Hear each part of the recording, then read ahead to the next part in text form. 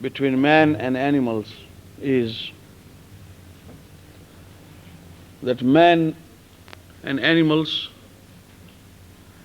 have got one common quality which they share, and man has got one extra quality exclusive to himself, in which the animals do not share. The common quality between man and all other animals is that they may act on impulse and instinct. That they do act on impulse. Suddenly you find a person taking a decision or being led away by emotion. Suddenly you find a person reacting to a situation without even waiting to think and ponder. Impulse.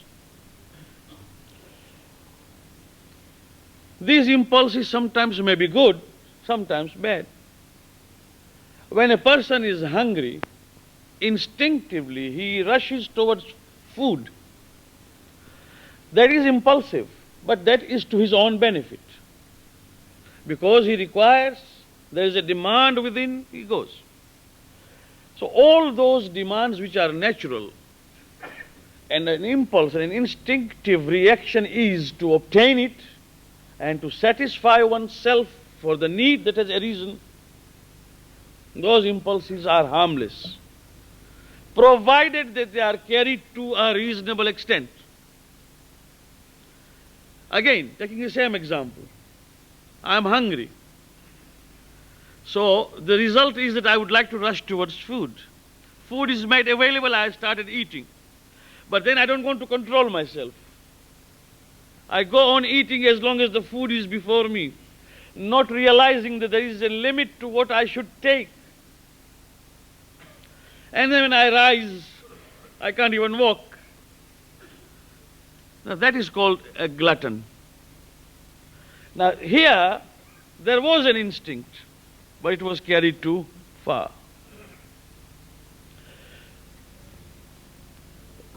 Second thing is to be impulsive, is when somebody provokes and you get agitated without waiting even for a second.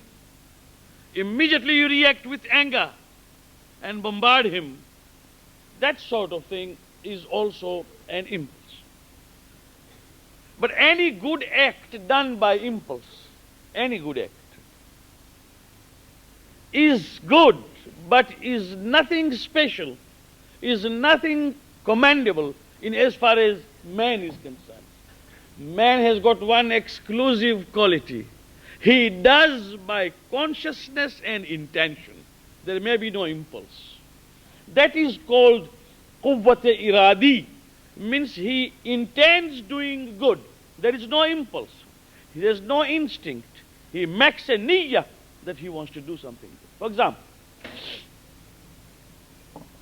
I make a passionate speech here, for example, appealing for a fund for poor. And I am able to draw a picture, very sad picture of the affliction of the people in, say, Iran or India or Afghanistan, let us say.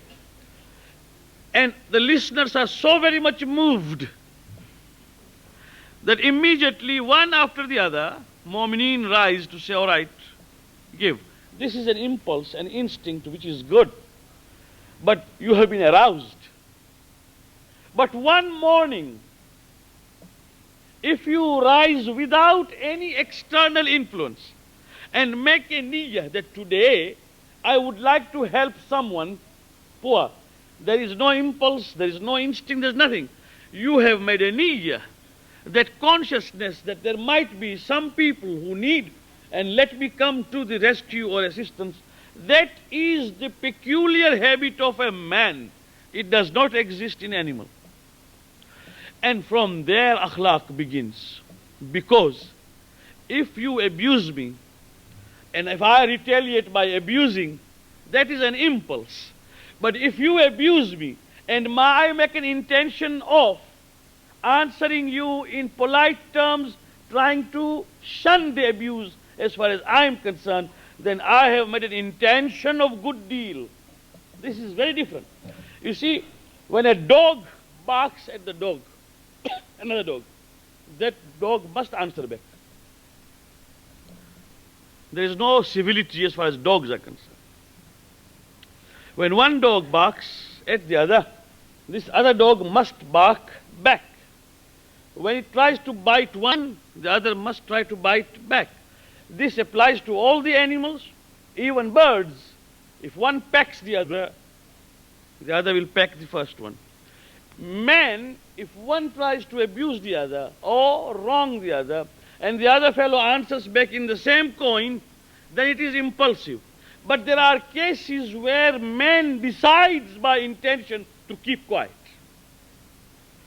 There is the first example in Quran.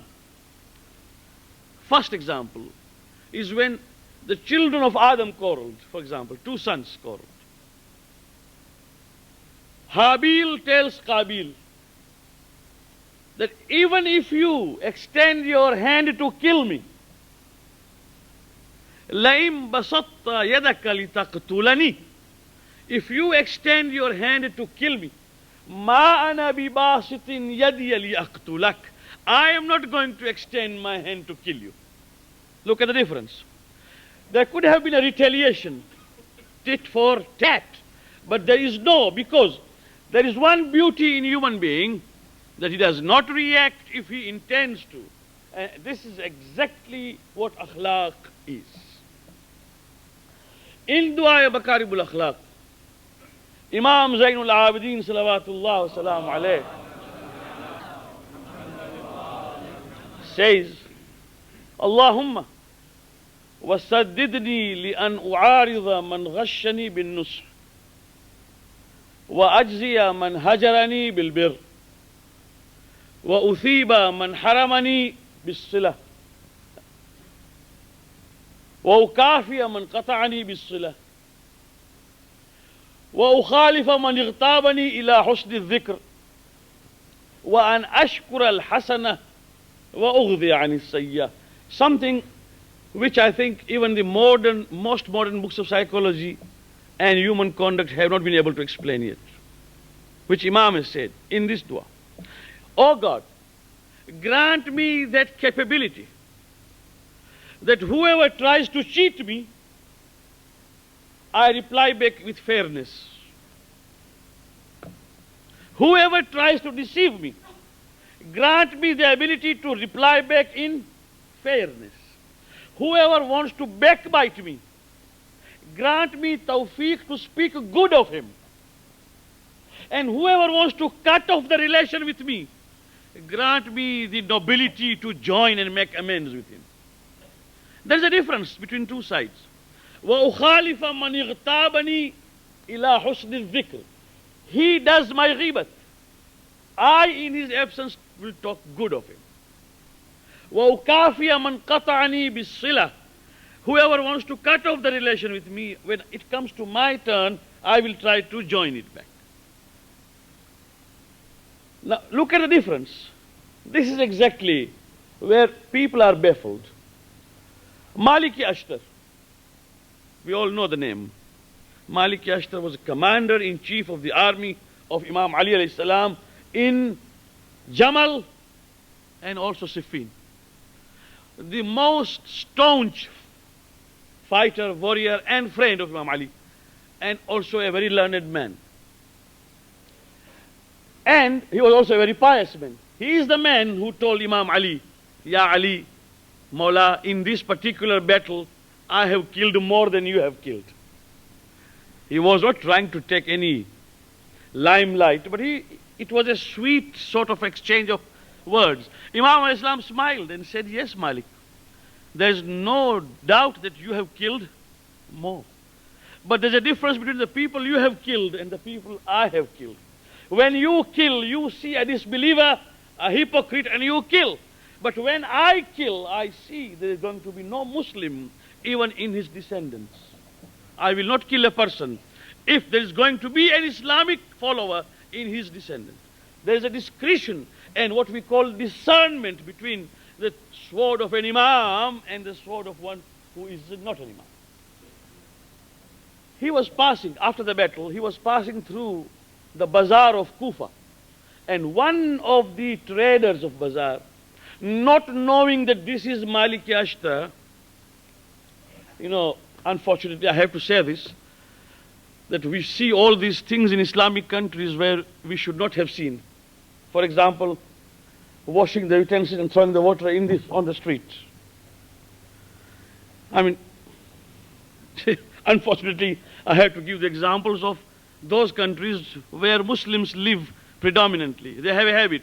They wash their utensils, jugs, cups and everything, and then you find water being spilled on the streets.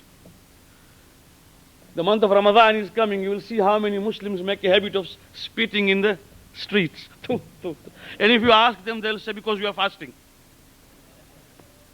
Although fasting does not tell you to spit, and whatever saliva you gather, you can swallow, nobody stops you. So, some of the dirty habits which we must shun. But they have it, still you have. You can go to Arabia, you can go to many other parts, I wouldn't like to name, but you've got to be very careful that somebody might just throw. It so happened that one of the traders actually, knowing that Malik Ashtar was passing, he had just washed his utensils and he threw the water at him. Well, Malik Ashtar looked at it, looked at his clothes, pak, inshallah, tahir. But the color of his face changed. How can one be so insulting without any reason? And suddenly something within him sprang up. Malik, he should not have done to you. You are a commander of Ali ibn Abi Talib. And at the same instant, he answered back, Malik, so what? So what? A man does not know how to behave. You must not retaliate. You must answer back with politeness. Now he went back politely and there was a mosque. So he entered the mosque. Now while he was entering the mosque, someone, a neighbor of that trader, told him, Baba, do you know you have thrown water at home? A passerby. It's nothing very important. It is park. It is park. You can't give me a bath on the street like that. Do you know who he was? He was Malik Ashtar. He was the commander of Ali ibn Abi Talib's army. And this is Ali ibn Abi Talib's rule. Do you know that? Khalifa is Ali ibn Abi Talib. The man started shaking in his pants when he heard this. Now he thought, should I wait till Malik Ashtar came to take a revenge? It will be too late. Let me go and fall on my knees and apologize. So just as he ran, he saw Malik enter the mosque. By that time, Malik Ashtar had already begun his namaz. So he waited, poor fellow, for Malik Ashtar to finish. When Malik Ashtar completed his namaz, he went and begged, Agha, I did not know that you were Malik and all that. I'm very sorry, it all happened inadvertently and things like that. Malik looked at him and said, Baba, I have forgiven you there near your shop. And I did not want to come to the mosque. I was going for my own work. But particularly I have come here to thank Allah subhanahu wa ta'ala. To thank Him. That I don't have that pride, that I retaliate back. He has given me that quality, which is called quality of Islam. وَأَنْ أُعَارِضَ مَنْ غَشَّنِي بِالنُّصْحِ وَأَنْ أُخَالِفَ مَنْ اغْتَابَنِي إِلَى حُسْنِ الذِّكْرِ. And that is why I say, when we hear the stories of Aimma, Mu'jiza, yes, good quality. But try to see the lesson behind it. Thousands of times, when I was young as 9 years old, 10 years old, I have been listening to this story till today. Every time Imam Hassan alayhi salam's life is mentioned, this story is invariably mentioned. That one Shami came to Imam Hassan, started abusing Imam Hassan. He was a stranger. And Imam alayhi salam asks him, it seems you are a stranger. He says, yes, I have come from Kuf, Sham. Right. Are you hungry? Perhaps we would take home and feed you. Are you without clothes? We will give you the clothes. Are you in need of some money? But what we don't realize is, that Imam Hassan very well knew that he is not only his personal enemy, he is enemy of Ahlul Bayt, beginning from Ali ibn Abi Talib, whole Sham. People of Sham used to converse sometimes with Kufis, talking about Ali ibn Abi Talib. One Shami tells Kufi, why are you after Ali? He says, Ali gave his ring while he was praying. The Shami says, did Ali ever pray? This is in history. He knows that the man is coming from a city where people don't believe that even Ali prayed. Yet he tells him, if you are hungry, let me feed you. And the man looked at it and said, then you are Hassan. People told me that Hassan was another man. We never knew that you have this sort of akhlaq and this sort of behavior, that you counteract differently.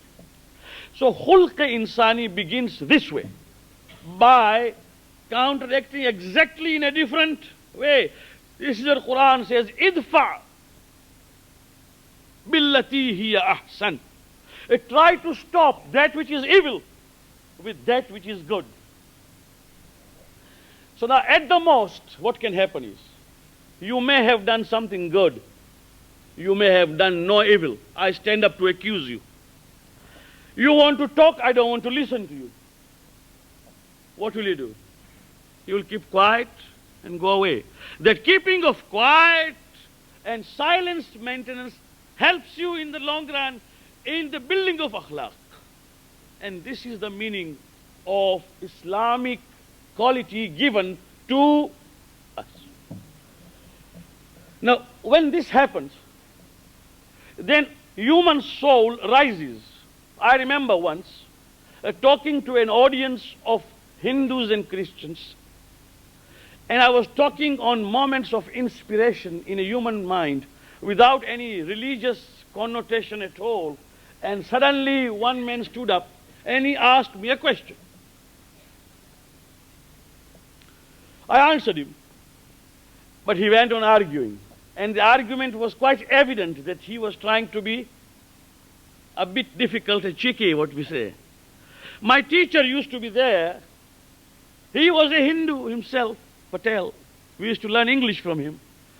He made a gesture to tell me, don't answer, keep quiet. So I kept quiet thereafter, and when the talk was over, he came and said, look, my dear son, you argue to an extent where the fellow is prepared to appreciate. When you find that now argument is advanced from ignorance, keep quiet so that the fellow may know that he is an ignorant fellow. But don't try to waste your time and waste your breath. There must be a limit to everything.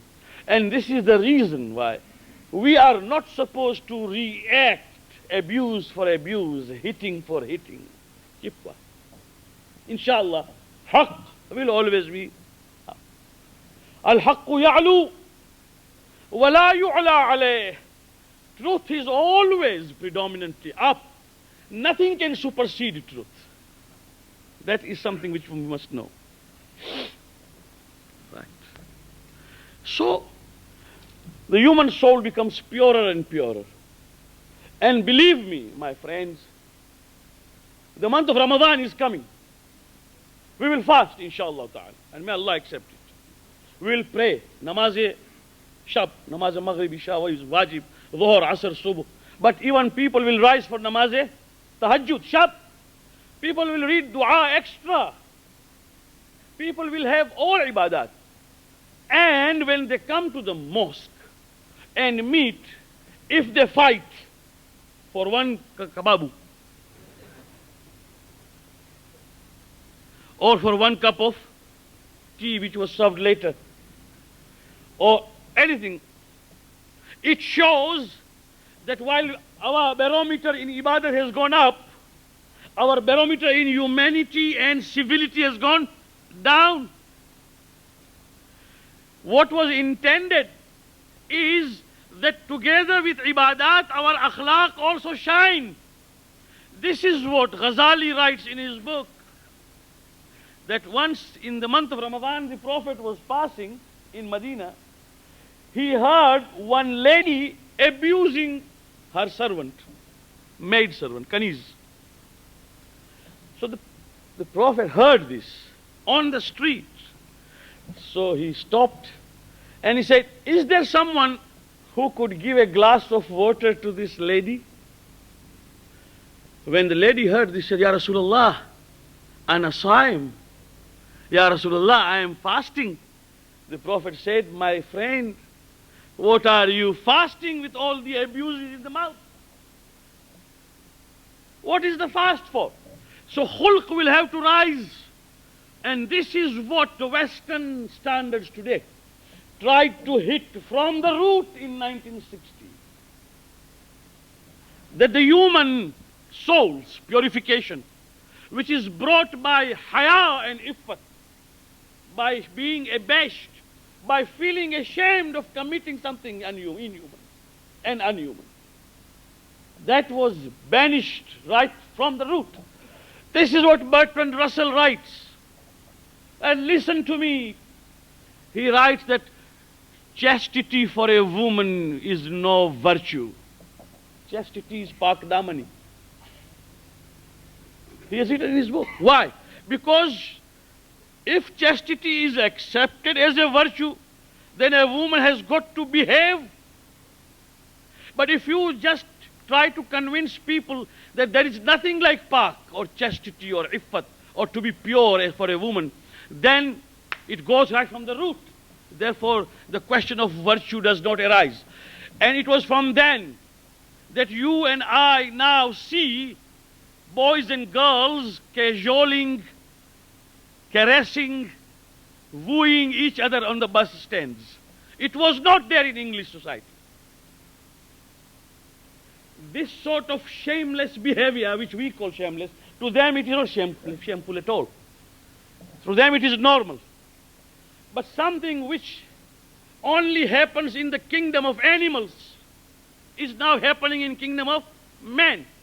As if these people have no houses,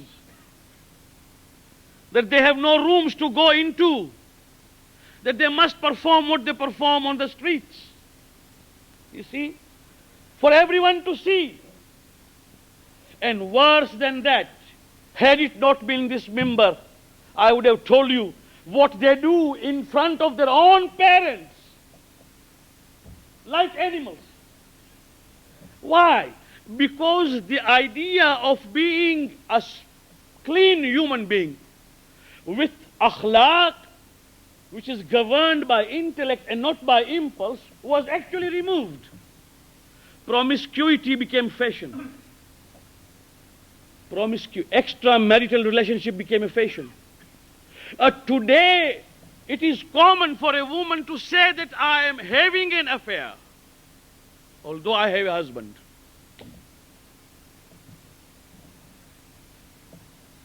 Astaghfirullah al-Azim. There was a time when we did not smoke before our parents. Smoking itself is makruh. To smoke before my father was not haram. No. But we did not smoke. Many of you did not smoke before father. Even today, there are families in which people don't smoke in presence of their father. Leave aside father. Father is of course father. They would not smoke even in presence of any elder. If they see an elder coming, you'll find them hiding or taking it away. Is it there in Sharia? Is it there any law in Sharia about this? This is nothing but being conscious that I should not do something which will look a bit impudent in presence of an elder. That's all. That consciousness and awareness of granting that izzat and that honor and grace to an elder, that I may not do this in presence of him. That's all. One thing. Second, there is a room here and there for elders to lean and sit down. If There is an elder person sitting in the middle who cannot find a room anywhere here to sit. And youngsters sit down here to enjoy the recline. That is against akhlaq. But if a young man observes there is an elderly person and he rises without being told, rises and says, Baba, please have your place. This is for you, not for me. Tafaddal. That means, again, he has stood up with intention and irada, not by impulse. And this is the height of akhlaq. All these are being discouraged. In the Western civilization, this is being discouraged. Father is just another human being. If he is old, so what? If you don't believe me, I hope all of you believe me, because you know better about these things than I do. I am a newcomer to England. But I can tell you one thing, that what I have seen during these 6 to 7, 8 years shocks me without, beyond my belief. The father himself agrees that he be treated not as someone to be respected. And so does the mother. Over. Had it not been for this, where human behavior goes out of control, you would not have seen the type of writings which go with stationery, with cards, with Astaghfirullah al-Azim, Tawbah, Tawbah, Tawbah. Now you are 18, you can do whatever you like. A card says, who gives this card to whom? Huh? Who? Father gives his card to his son. Now you are 21, you can go and do whatever you like.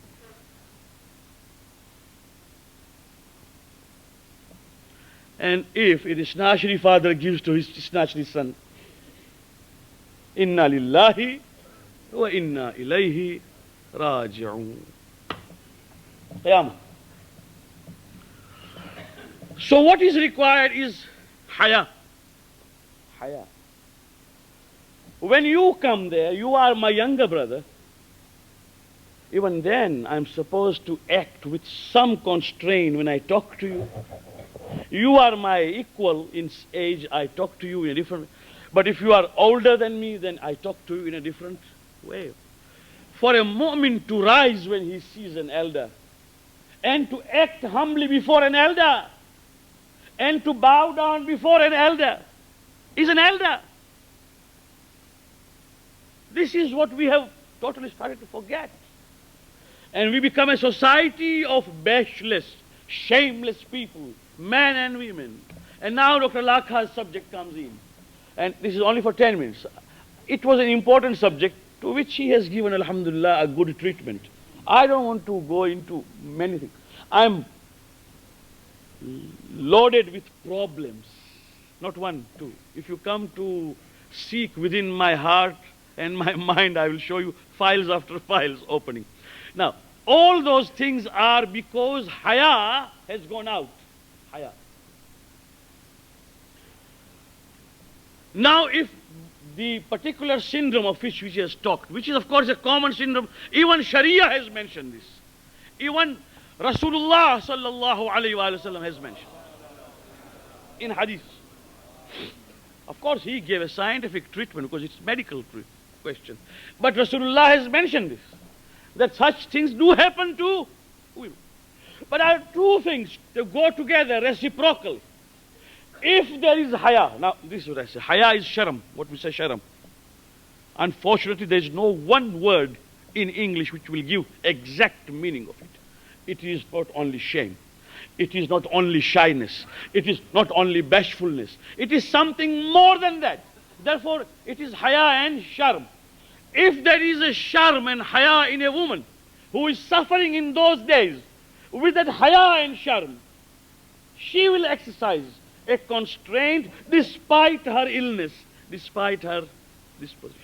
When she talks to her mother-in-law, when she talks to her husband, when she talks to the family, she will talk based on haya. But if haya is removed, then under the pretext of this pain of backache, she can do anything she likes to her mother-in-law, to her husband, and then if she blames that my house is falling apart, it is falling apart because something is missing in akhlaq. Now come to men. If man has the consideration of haya, that what is a wife after all? What is a wife? What do people think wife is?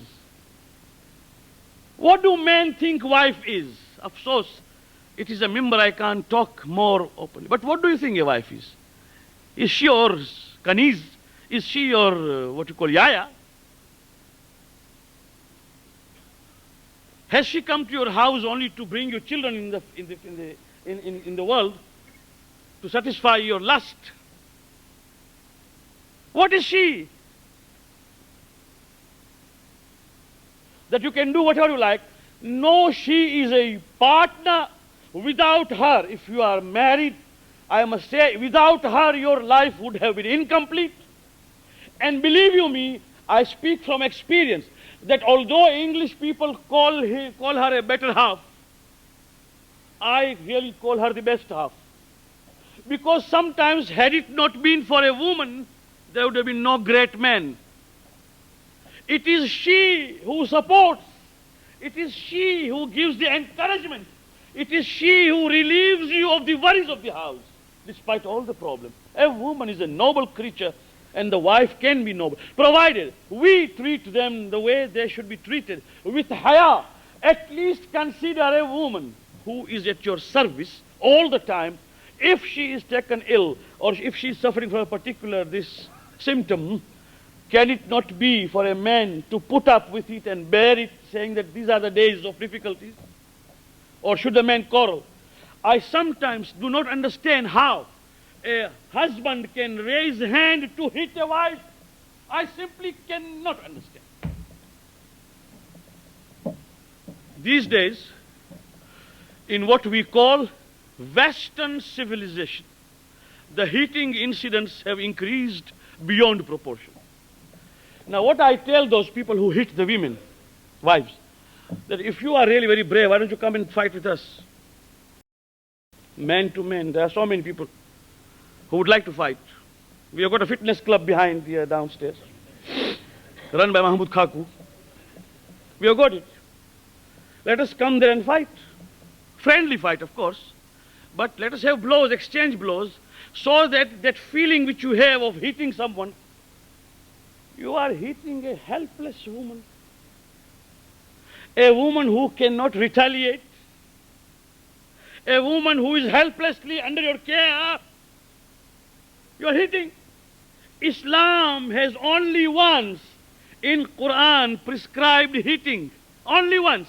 And that is only for a very special circumstance on which people have been asking me so many questions. Why? Only in one case. Only in one case. That is persistent disobedience after having tried by words and persuasion. Only once. And that also means a light hitting, not hitting with manundo.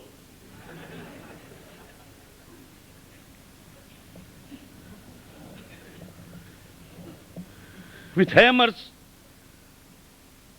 You see, people have been asking, what they do themselves, nobody asks. Astaghfirullah al-Azim.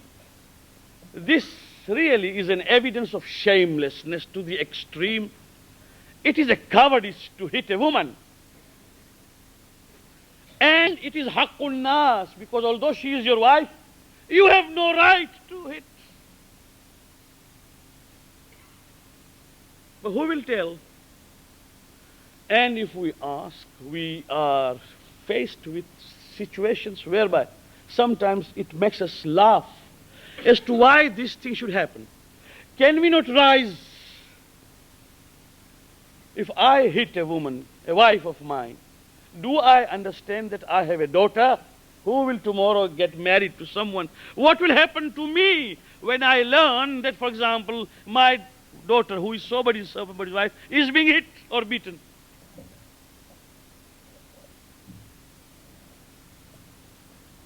So you will find that khulq and akhlaq it is essential, more than forming a matrimonial committee for reconciling, it is more important to form a matrimonial committee to teach how to get married. And the meaning of getting married. And the meaning of having a wife at home. And how to create heaven on earth by having a peaceful home. All this comes from haya and sharm. When haya goes away, everything goes. That is why. Even if I talk to my friend, say, we are all friends. Imam alayhi salam said, do not ever pronounce a dirty word. Do not pronounce a dirty. Even say you are friendly, you are all in one friend. Nobody takes it. Don't pronounce. Do not pollute your mouth. Because to speak a dirty word from the mouth means there is no haya. And don't abuse. Never. And he said, do not speak untruth. To speak lie also means there is no haya. And then he said, if you want to test if there is haya and sharm or not, test your own conscience. When you are alone and nobody watches, would you like to do that which you would otherwise not do if people are watching? If you find that while people are not watching, you do whatever you like, and when they are watching, you become Parsa Billi, a very pious cat. So when I was reading a book by Bertrand Russell, just a finishing touch, he is ridiculing Islam in one sentence only, in one of his books. His subject was not Islam, but he is given just a passing remark against Islam. He says it is a religion which recommends people not to take bath naked even if they are alone in the bathroom. He has written in his book. He has written in his book, he is making a sort of a joke out of this. It is a religion which does not recommend its followers to take bath naked in the bathroom even if they are alone.